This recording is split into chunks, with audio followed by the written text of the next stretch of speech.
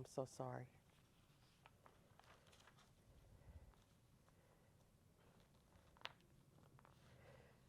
So I'm just going to start over because this is when I used to speak with Victim Advocate. This is what I wrote. And it kind of helped me with the story. And it's the beginning of my journey to my purpose as to see it begun at the age of 15 years old. I was 8 months pregnant with my first child when his father was killed due to gun violence. This was my first love, and I was devastated. I was always taught as a child that God was real, but in such tragedy time in my life, I began to wonder if he really was real. So I called on him because I needed to know that if he was real, could he help the pain that I was carrying? That is when God put hope in me. Shortly after my experience in church, I delivered a healthy baby boy. I held on to hope. In the midst of my pain, when I couldn't do anything else, I needed to know why hope was so important. So I went to the dictionary to find the true definition of the word hope. Hope means to cherish, a desire with an expectation of fulfillment. Hope is a confident anticipation of good. It is not just wishful thinking or thinking positive. It is not the same as saying, well, I hope so. Hope is as solid as a helmet, but no helmet will protect you from danger if you lay it aside. When you lose hope, you lose the battle. Now I must share the testimony with you all to show you why hope is so important. It was the experience I had with God 18 months after losing my daughter to gun violence. I was hurting so deeply. I was at my lowest point. I really wanted to die. I had suicidal thoughts. I couldn't sleep at night. I wasn't even taking care of my hygiene. It was just a deep depression. And I woke up one morning crying and calling on God. I actually worshiped the Lord in his name as tears rolled down my face. I tried to go do something that I really liked it to do, and I used to play games on the computer. And I couldn't do that morning. And I was living with my father at the time. I couldn't even stay on my own. And that's when I realized that I needed help because I couldn't even look at my other two daughters because of losing one of them. I didn't understand why they had life and she didn't. So I went to Meridian Mental Health. And I noticed that the counselor and therapist was just a temporarily fix until God came to fix it.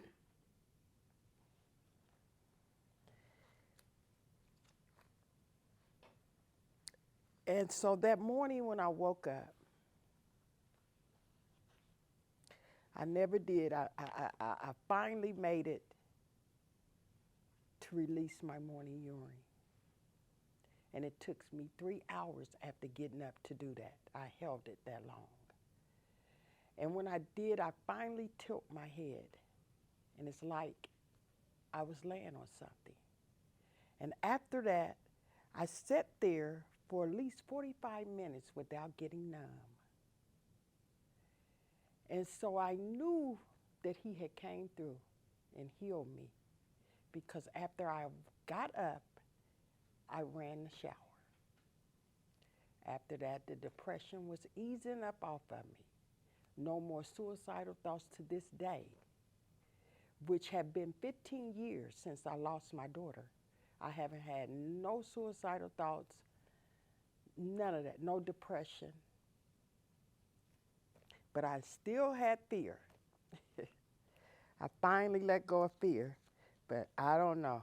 I think I have it today because I'm kind of nervous talking in front of you guys, but I'm sure it will go away.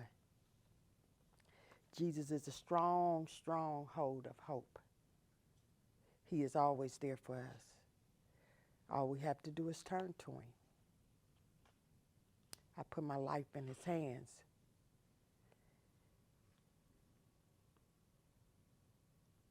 Death is a part of life. Most of us have experienced the sadness and grief that comes when someone we know and love is taken from us. Some deaths are easier to deal with, but regardless of the circumstances, it's never an easy death. So many questions arise in our heart when we think about losing a loved one. Some people blame God and get angry, and others just shut down. Very few people know how to handle death in a godly way. God wants to be our source of strength and comfort in times like this. Take a look at God's heart towards you as you deal with a broken heart.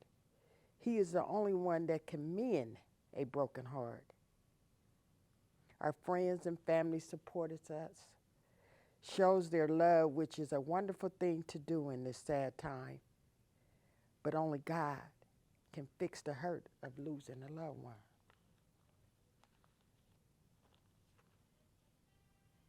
This is when hope get good, when you have recognized no matter what you have gone through, no matter what you have faced, it's because he said you can survive it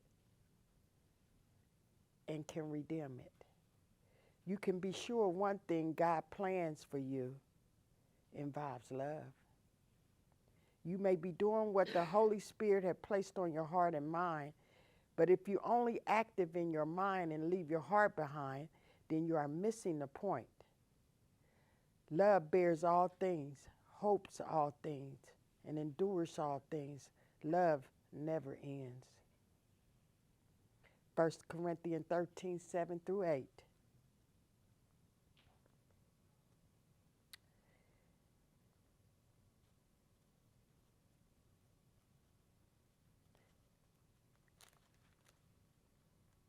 So we just have to hold on to God to help us when we're hurting. We have to believe it before we see it. It is never too late to be what we might have been.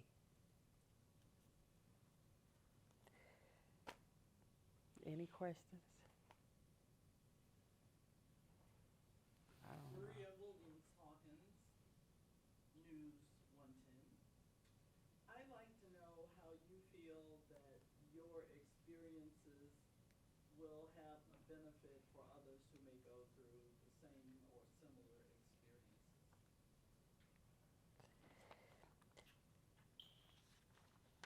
Is that we have to lean towards God. He's the only one that can help us. And my story could help someone that's hurting or then lost a loved one.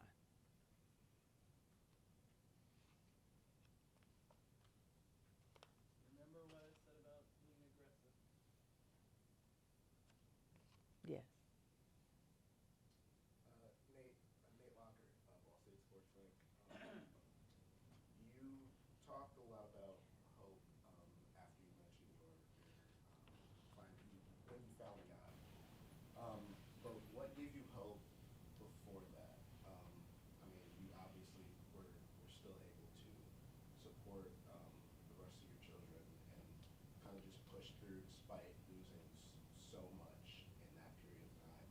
What gave you hope to just keep going during that period before you found God?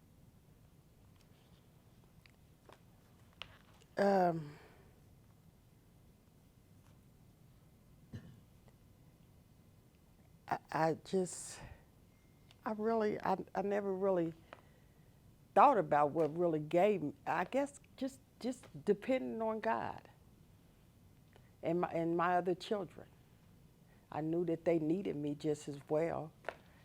And I had an older father that I was living with and was taking care of him. I'm the youngest of 8. Everyone else was gone, but for some reason I was still there. And so I think it was just really trying to be there for my father. And it just, yes. Danny Huber, IPR News. You said that earlier in your life you didn't have faith in God because you wondered how He allows such horrible things to happen. But then you clearly are devoted to Him. What made you connect those dots? Well, it's not, I was angry when I did. I always believed in God. I was always raised up that He was real. So I believed it, my parents, when they told me that it was a God. And so but what I went through, it was more than just that. I went through a lot. I had a lot of struggles in life. And so after losing my children, I did get angry with him. But it's okay to question him. So when I did, at that moment that I told you that I was really down, is when I asked him why. And only thing that at the time that came to my mind was the cross. And once, as the years went by, I focused on the cross and I thought about that He died for our sins. So what makes me think that I can't die and He did, or my children? So Follow up. What other struggles have you faced? after having all of my children, I experienced drugs. And I overcome that because I trusted God to overcome that. I got counseling. My mother never gave up on me on that situation. So that's when I really, really met God, is when I had a cocaine problem. And when I went to rehab, I went about 3 times. I was only on drugs for 3 years, when I noticed some people go 20 or 30 years. And so I'm thinking that it was just temporarily for me to experience drugs. So that's how I take it, how God takes us through life, how we have to experience some things. And like I said, my mother never gave up, and I always would tell myself when I knew that I needed therapy or counseling, I didn't have a problem with going or calling someone for help. Yes. Alexander Woods, News Link Indiana. I know you were talking about how your walk with Christ has really helped you overcome a lot of hardship in your life, but I'm also curious to know some of the positive that your relationship with Christ has really helped you with today.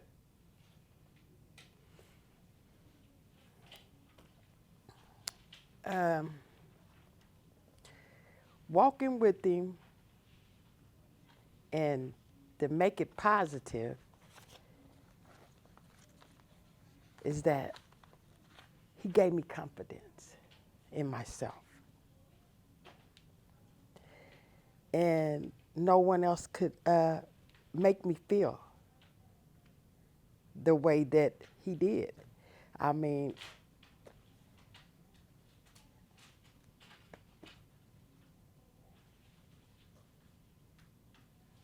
I had so much fear and suffered so much until I know that He's real, and He helped me overcome it.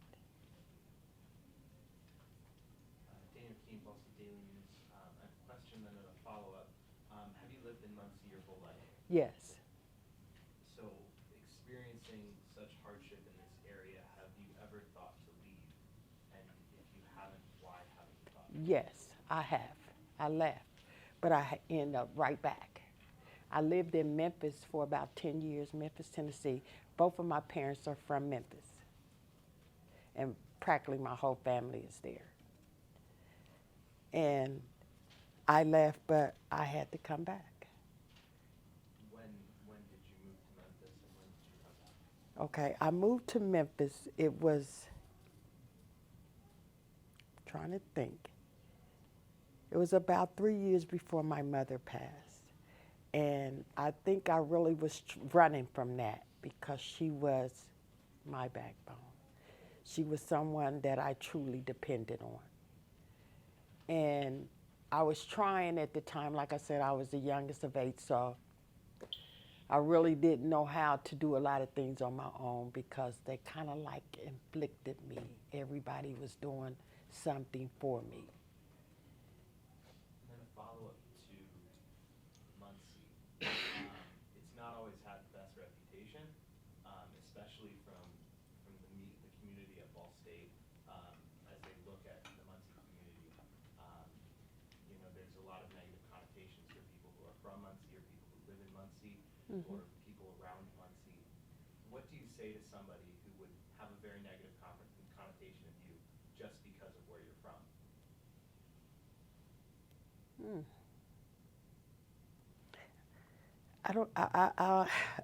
Only thing I could say about that is that people is going to have their opinion about you, regardless of where you're from.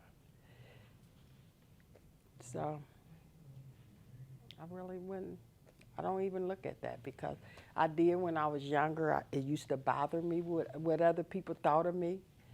And because when I was younger, I really was made fun of a lot, especially the way that I speak. They would say, oh, you're not from here, you're country. And that had an effect on me, but I had to overcome that. So I really don't. I wouldn't know what to even say to a person that speak negative because I try to be as positive as I can and just stay my distance. Luke Barnes, Newsweek, Indiana. When you're sitting on that bed and you feel the presence of the Lord with you, and there are moments where you might want to fall back into old habits, what's your go-to way of reconnecting with the Lord and kind of reinstilling that confidence that He gives you on a day-to-day basis, that positivity? When the negativity does come, what's your go-to? Oh, I cries out all the time. He said He will be our strength. So I asked Him to be my strength, and He gives it to me. It's not just at that moment, but we just have to be patient, and He's going to come through.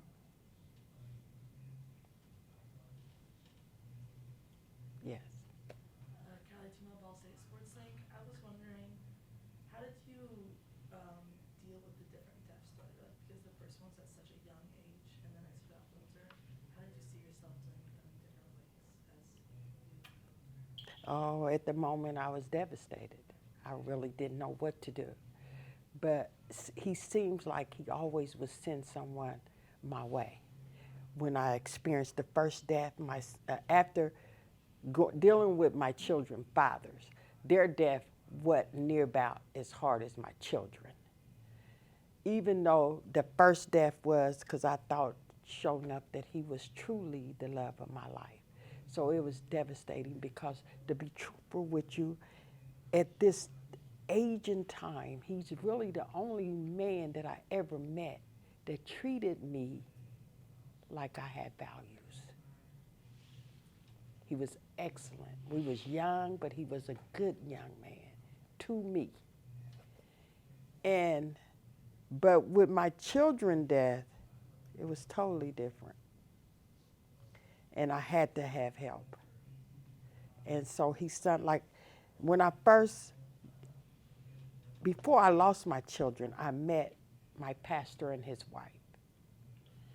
And I knew then that God was preparing something for me, but I never knew that it was because I was going to lose my children. And I just had to always believe in him. But it was hard. It was very hard losing my children. And Meridian helped me out a lot. I had to have counseling for a while when I lost them. And I think that had a lot to do with me overcoming too. Ms. Young, I'll remind my reporters to stand when they have a question. Okay. back in the back. Calvin Scott, the Daily News. What are some like coping ways you and your children cope to this day whenever like negativity comes? We depend on God. We just pray, and I praise with them because my children are still dealing with losing their siblings also. And my two daughters live here in Muncie, but my oldest son live in Dallas, Texas. And he dealt the most. He been through a lot as much as I have. We kind of like didn't really grow up together, but I was extremely young when I had him. And my father and mother did a lot of raising with him, even though he still calls me mom, and he knew that my parents did a lot of his raising. But he deals with a lot, and it's hard, and they get kind of scared because they have their own children now. But I just keep telling them to lean on God. That's all we can do. Yes. Nate Locker, Ball State Sports League. Your shirt.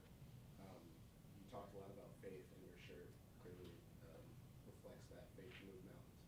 What does that mean to you? That phrase, faith can move mountains. Faith means to me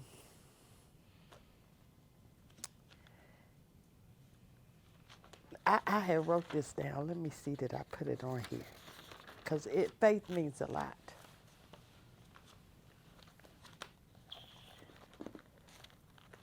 I think it's in my other one.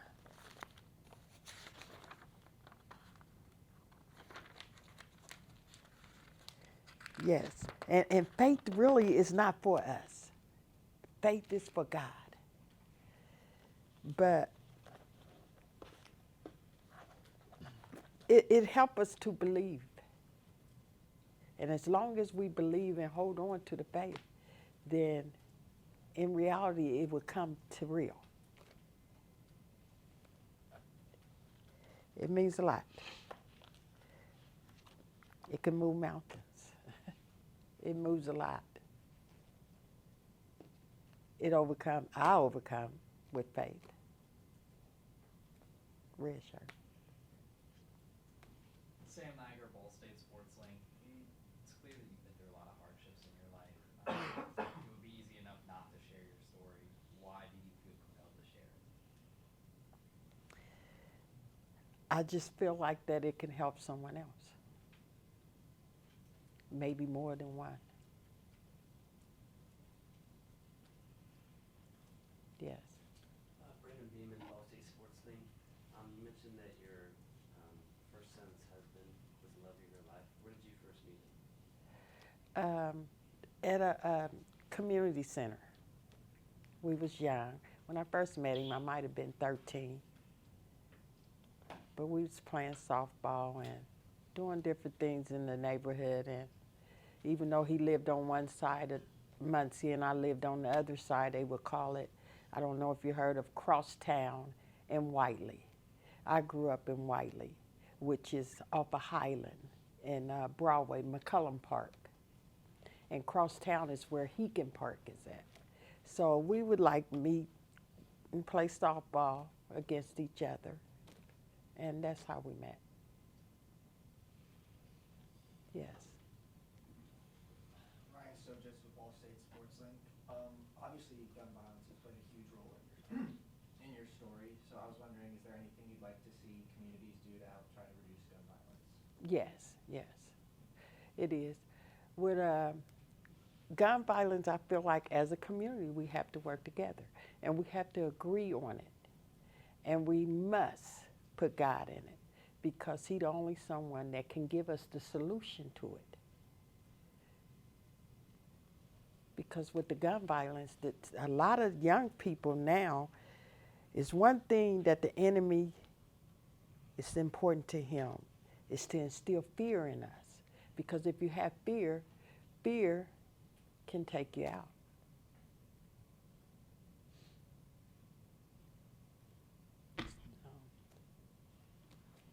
Kaylee Kern, Ball State Sports Link. Also being from Muncie, recently there's also been a lot of gun violence through high school students as well as Have you ever reached out to any of their mothers that have lost their sons? Oh, yes. And what is their reaction? A lot of them here in Muncie, they know my story. So they kind of like curious of how I overcome it. They would like to know, and how did I get through it? So I share my story with them.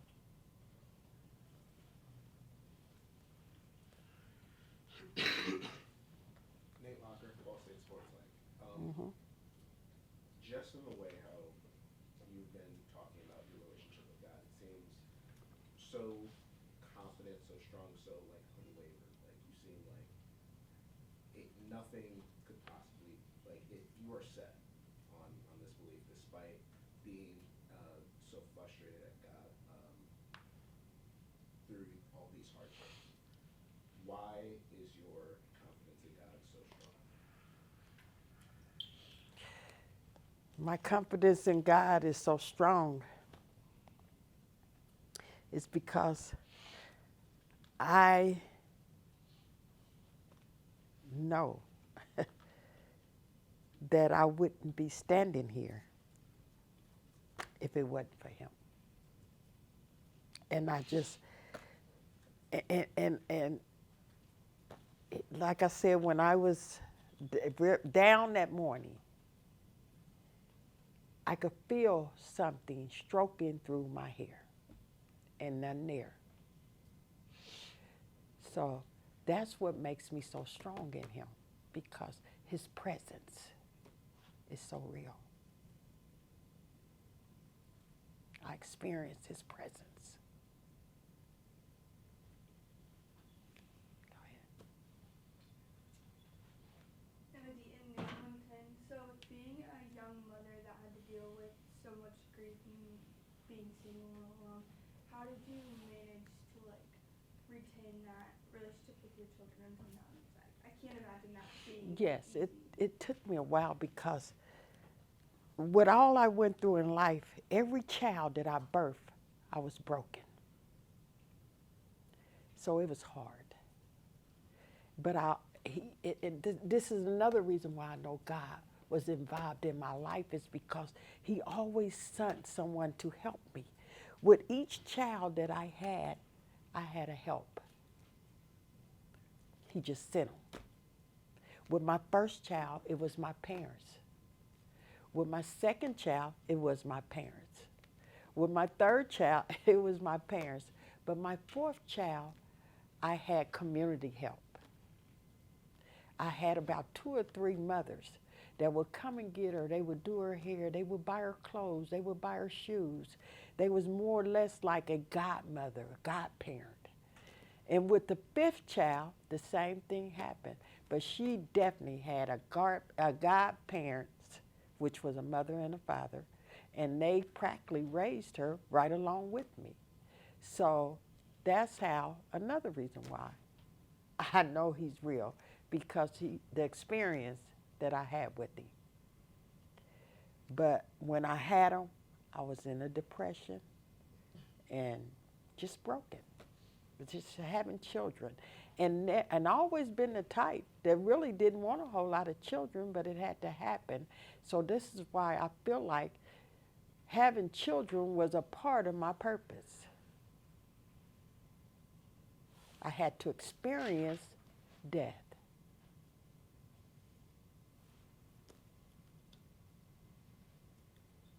Yes. Danny Huber, Danny Huber, IPR News.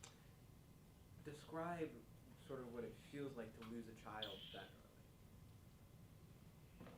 early. Oh, it was devastating. When I lost my son, all I did was cried, and I wanted him back. I wanted him back so bad. And it couldn't happen. When you lose someone, it's almost like spoiled milk. Are you going to use it, or are you going to dump it? So I had to let it go. I couldn't hold on to it, or it was going to destroy me. And then it was such short of a time that I had to turn around and experience again in 3 years, when I know some people do it in 3 weeks. This happened to someone in this city.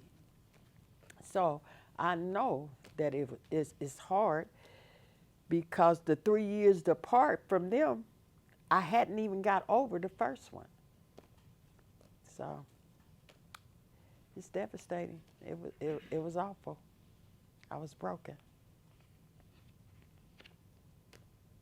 But God mended my broken heart.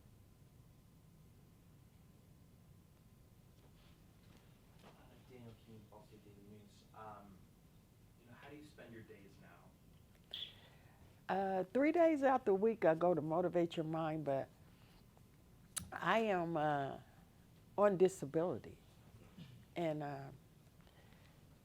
but I can work part-time. And I goes down there, and first I volunteered, and I would pick the children up for school, for after-school program. And they needed someone to clean their building 3 days out the week, so now I'm doing that. You mentioned kind of the community support that you received when your kids were being raised and after the deaths in your family. How active are you in the community now? I'm not really that much. No, I'm not doing much with the community now, but I was working with Victim Advocate, but I don't know what happened there. It was a lady that was there when I lost my daughter, and because didn't no one reach out to me when I lost my son. But when I lost my daughter, Victim Advocate reached out to me then. But when the lady that was there that I was working with, that's what made me start off speaking was her. And she asked me to, because we used to have meetings and stuff with Victim Advocate. And I would talk, and because a lot of people had lost children, but not two, there was just one at the time. And so they was wanting to hear, how did you because a short period of time. And so I used to do a lot of talking for them and speaking. And when they got rid of her, it's sort of like they got rid of me. So I never even heard from, I don't even know who's running it now, but I used to speak with them. Yes. Stowell, Ball State Sports Link. You touched on it a little bit, but what is your relationship like with your 3 children currently? Wonderful. Excellent. I have 17 grandchildren and 4 great-grandchildren. But we have a good relationship. We're very close.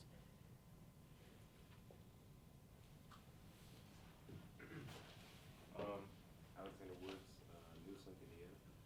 And just to follow up on that previous question, have you tried to instill some of the lessons of Christ and, in your grandchildren and your children as well? Yes, yes. I have a good relationship with grandchildren and children. Yes.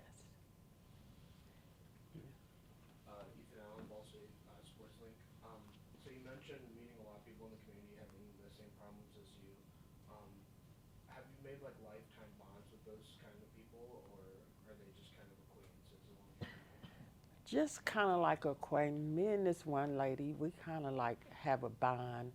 So I would like to start something with gun violence, but I really don't know how to get it started. But I'm going to try to figure it out and see if someone can help me get it started.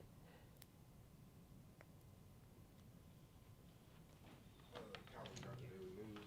Do you go to church in Muncie? And if so, like, what church do you go to? Yes, Renovation of Life. It used to be called Christ Temple. Yes. Go ahead.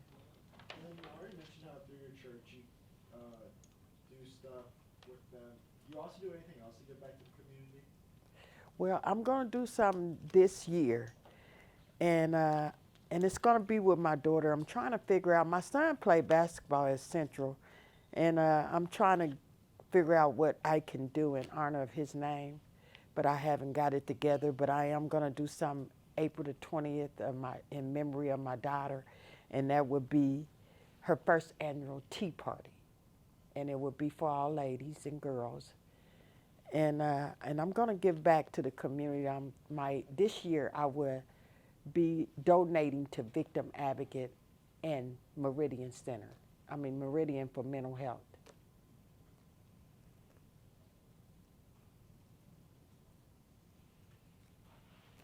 Danny Huber, IPR News. What made you go back to Muncie, even though you were living in Tennessee for 10 years? It probably really didn't supposed to be there. I had to come. When I say that, it's because when we go and take off and make a move, we must get an answer from God. And I was running. Everything that I'd done, I was running from him. And so once I realized where I was supposed to be is why I came back. Because I wasn't stable in Memphis, you know. Even though I have a lot of family, but I had a job, but I couldn't focus right. What do you do now in Muncie? Nothing, I just do volunteer, or I work part-time at Motivate Your Mind. Maria Williams Hawkins, that is. You mentioned the impact of the woman with the Victims Advocacy Group. Yes. Being in Muncie for so long, I have seen communities come together and create street memorials if they are locations where people have been gunned down. Mm-hmm. Did anything like that happen for your children? Not my son, but my daughter, yes. It was like maybe 3 or 4 days after her death, they all gathered up there at the place that she got gunned down at. Matter of fact, that's when I met the Victim Advocate people that day. So they did have like a memorial, and we had the lady as the mayor. I can't think of her name then. Shirley. Yes, and she spoke there, and yeah, they did have one for her. So why have you not seen that as your primary contribution, victim advocacy? Because the newspapers have tons of articles every time somebody gets gunned down here. Mm-hmm. And so why doesn't that push you to say, this is the thing that I want to do? Well, I had fear back then, but now I'm overcoming everything. I have a problem. I always had a problem, like I said, because I was so teased to death about the way I spoke. And I really didn't like getting up speaking in front of a lot of people. So I think that helped me back.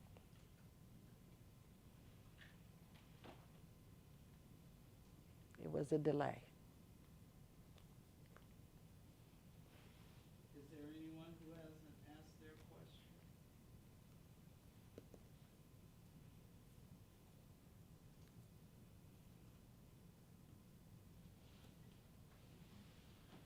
Ruth Barnes, Newslink, Indiana. You mentioned 1 Corinthians verses 7 through 8. Is there another verse that comes to mind that you kind of lean on in moments of? Yes, it is. Let me get to it. Yes, it is. This is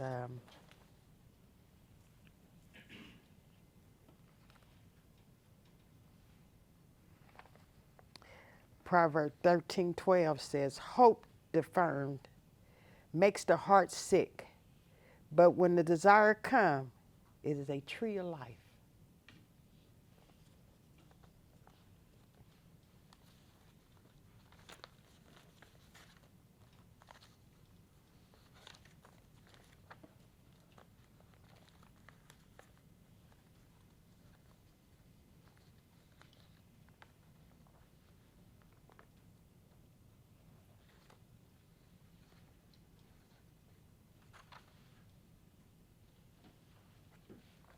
Follow that up.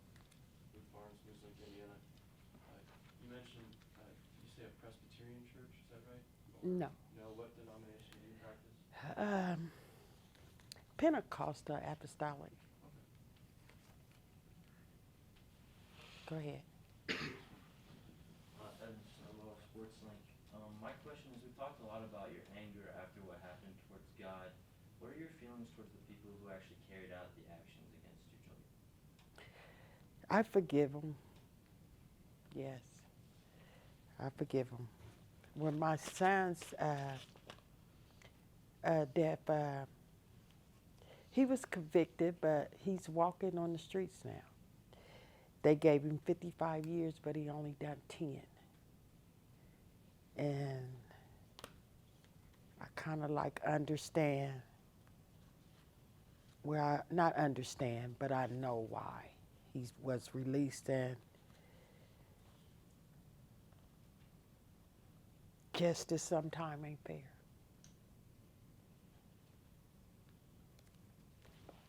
Danny Huber, IPR News.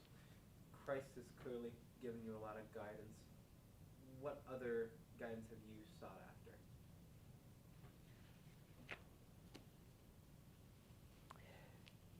It's just the love that's in me. Yes, I was always taught to love and treat people the way you want to be treated. Now, class, I'm going to do something different. You won't get to do this at any press conferences, but you are a test case press conference. I needed to find out how students would respond or ask questions to Mrs. Barnes. You're the first of her media experiences. Yes. So we're going to turn tables, and I want you to give her feedback either on what you thought she might say about her experiences that you didn't get to hear and you were too chicken to ask, or about ways that she responded that you think, oh, did she really say that? So we're going to turn the tables. Is there a chair? That green chair should still be there. Yes, yes. Okay, so you can just scoot that on over and sit down.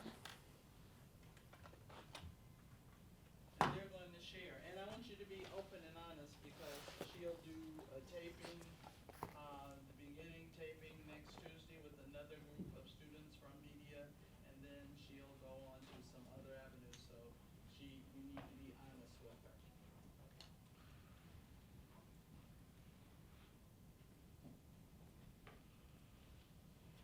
You said you were a little nervous, a little fearful, speaking in front of big groups. Yeah. Was there any preparation you did before this? Maybe a prayer you threw up to our Lord and Savior to, instill that strength in you, that confidence that you preach? Yes, I was up at 6 this morning talking to him, and yeah, I need to do that. I have to pray. Yeah.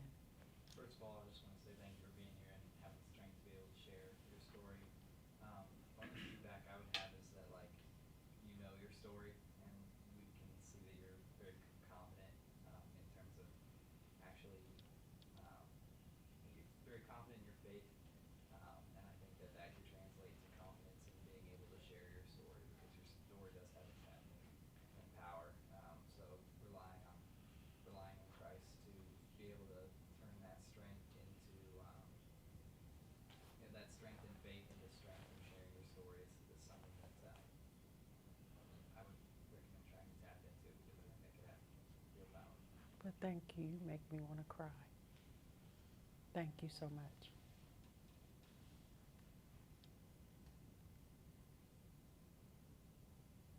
You can ask or share anything. It doesn't have to be positive. It's just Right. This is her first time. Right. If so it's negative, she will please hear. let me know. I won't get mad at you. I won't fight you or none of that. She will not Please, shoot you. yes, let me know. Go I ahead. think sometimes rehashing those numbers is probably difficult for you, and can maybe you get choked up a little. So I think it was helpful that you had a paper to follow what you wanted to tell us about it. Yes, because I sounded just plumb dumb at the beginning. I was waiting on someone to tell me that. I won't be mad. Thank you so much. Yes, because sometimes when you don't have notes and stuff, even though I know my story, and if I just really just I can just sit and tell it without the notes, I really can. But sometimes I choke up and cry when I'm telling it. It's not that I'm still hurting at the time. It'd be like tears of joy that I did overcome it, and all that I had went through. And so that's when I get choked up and can't really talk. And I didn't want to just start crying and mess up the day for everybody. It actually makes good media. I'm just sorry, it's the truth. Yes, so you're right. So the notes help. Come on now, somebody. Say something bad. No. Go ahead. I would just say your openness with everything. Like obviously it's a difficult thing to talk about, but you just seem to be so kind of to Sam's point. Like not only like yes you were confident with your relationship, speaking to your relationship with God, but you also seem confident in just sharing the dark points. Yes, yes. Which I know a lot of people Yes. aren't, and that's difficult to do. So Yes, yes.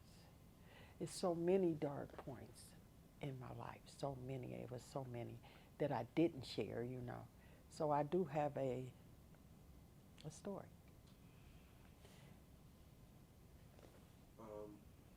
Alexander Woods, Indiana. I just wanted to say I appreciated the consistency of your answers. Even if necessarily you didn't know how to respond, I like Right. that at some point, I like that you were able to just almost turn back to your faith and turn back to, that your strength and your reason why comes from God. And somebody who's a Christian himself, I can really appreciate that. So thank you. Thank you. Thank you.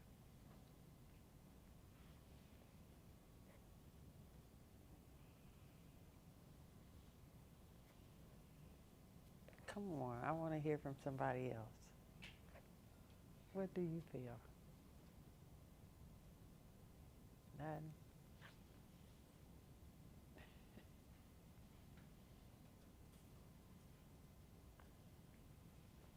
Did Go any ahead. part of her story make you feel uncomfortable? Yes. Yeah, I think that's a point that I'd be a little bit encouraging of. I think it's important to have those uncomfortable moments and to put your audience in that uncomfortable position, because your story is something that no one in this room and probably this building has experienced to the magnitude and length that you have. Mm-hmm. And I think it's the reason why we are storytellers in this room, because stories like yours are the important stories that we need to be telling.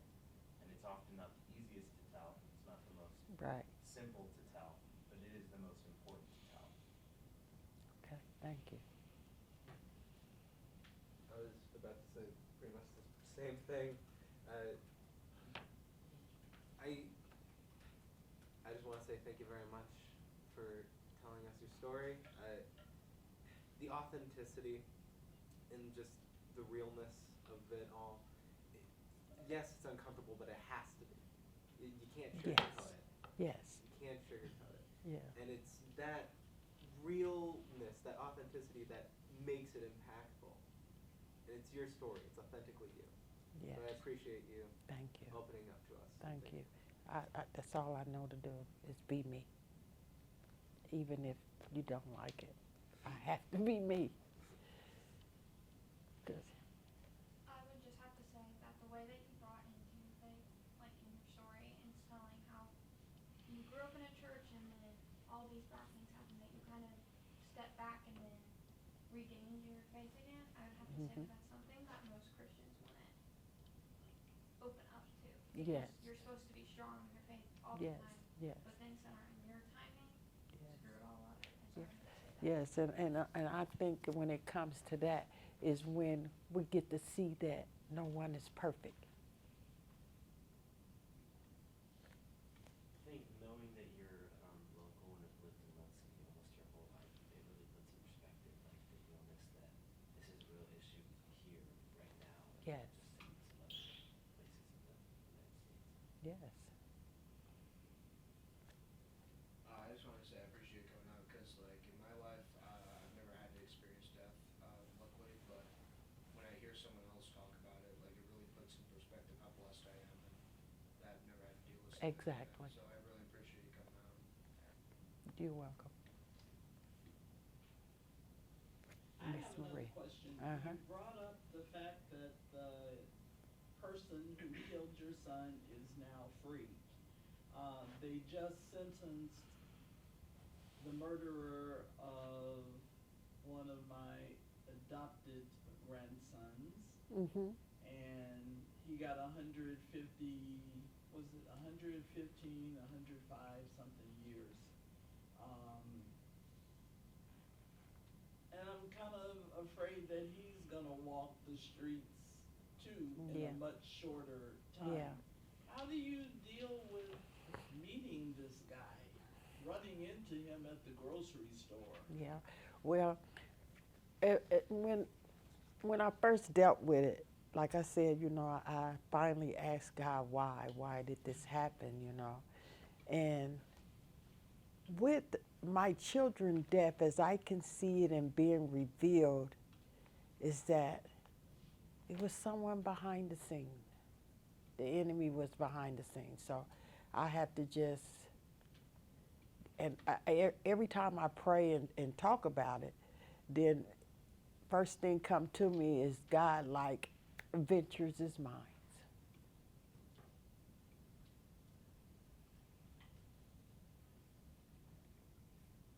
I hate for us to start writing your story, but then get your name wrong. Can you please tell us how to spell your name? Barbara, Barbara. Young, Young. I am young forever. I am still carrying my father's name. I've never been married. I have a birthday coming up next month. I will be 61 years old.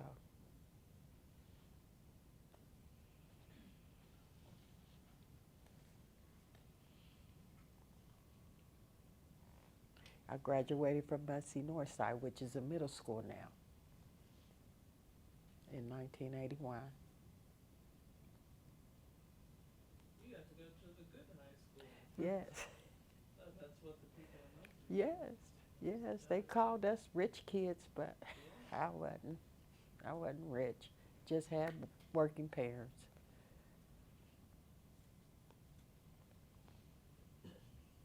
Okay, if we can show our appreciation. Thank you so much.